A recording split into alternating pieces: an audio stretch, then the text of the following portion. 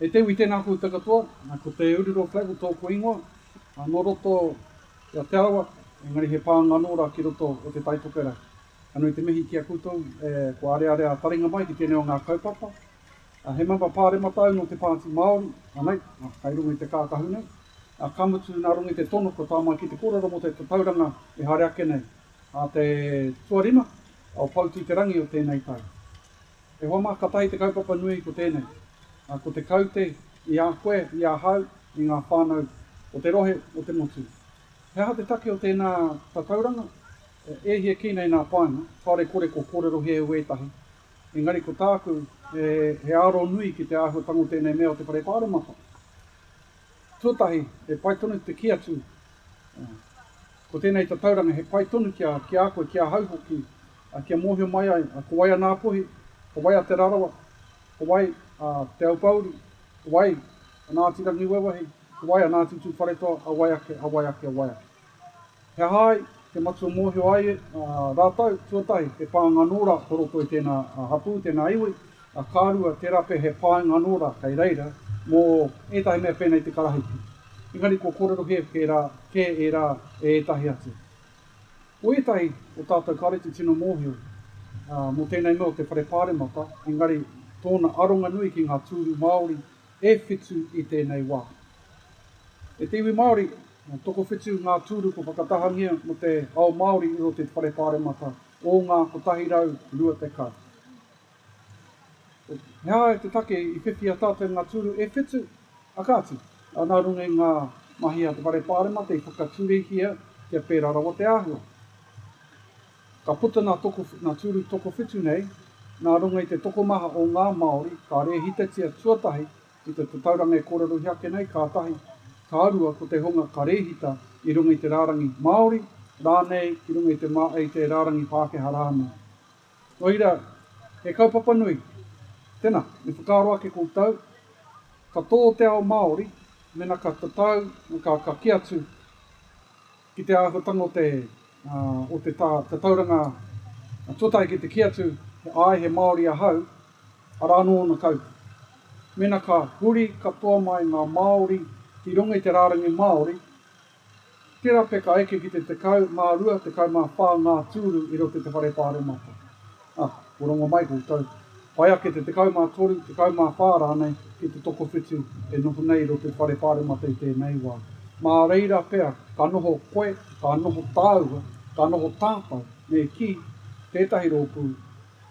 Me ki te tūru whakahirahira, e tohu nei, i te reipa i te nāhinara rānei, ka mutu e kore tāia e tētahi o rātau, te noho hei mana, hei kāwanatanga mo te motu, ki te kore tāua te ao Māori i reira, hei whakatika i wā rātau whakatau. Reira, ko te ino atu, mā kūtau nora tēnei kaupapa whai atu. Kau e waiho ake, kau e whakatahangia, i te mea, i tōna mutunga mai, mena ka tātō moko, a ki te pepa, e painga ka puta i o te whare pāremata, i ngāri i nā kē nā momo painga ka puta. Maria, i te ao Māori, kia kori, whai atu i tēnei kaupapa te tuarima o pautu te rangi o tēnei tau, ka mutu, kei ware, amuri mai o tērā, a te rua te kaumārima pēr o tēnei marama, ka whakatūturehia te kuaha, te tāiai e tēnā, te whakawhiti, mai te rārangi Māori ki te mea Pākehā, mai te mea Pākehā ki te mea Māori. Te tumanako ka pērā kūtau, te tāiai, te whakarahi ake, te whakanui ake ngā tūru e noho nei ro te whare pāremata. Maira, kātia ke māku mo tēnei wā, te kaha ke māia, ke manawa nui, a te tuarima o te pautū te rangi o tēnei tau, o tēnei tau tunu nei, te eke a ngā tūru Māori ki tōna taumata. Tēnā kūtau, kia ora tātou. E homa, been asked to offer a few words of encouragement with respect to the up-and-coming census, and I'm pleased to do that. 5th of March, really important date. The census is an important occasion because it tells us, as others will tell you, an opportunity for us to know that who are Māori in this country, even more importantly, who's Nāpohi, who's Te Arawa, who's Te Aupauri, who's Te Arawa, and who's Waigato, and whoever else. That's important in terms of setting out some statistics within our tribal organisations so that they can plan accordingly for all their iwi, from not only now, but into the future. I'm sure others will talk to you about the benefits of the census. I don't intend to go over those again. What I did want to do, however, was to focus on the importance of the census in terms of the political environment. Most people don't know that there is a link between the number of people who count up as Maori and the number of seats that we have in Parliament. And it goes something like this.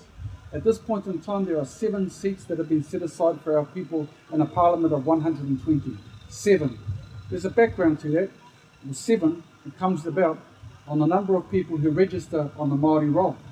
At this point in time, about 54% of our people register on the Maori roll, 46% on the general roll. But just imagine if every Maori registered on the Maori roll, that would take us to 14 seats, 12 to 14 seats.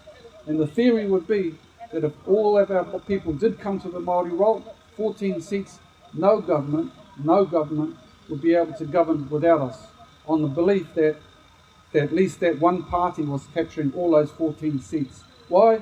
Because the majority of the 2 major parties is always going to be slim, and they need to make, under MMP, make relationships with other parties. So, what's the importance of this to the census? Number 1, the census comes around once every 5 years or so. It's an opportunity to count up every Maori, number 1. That tells the government how many Maori there are.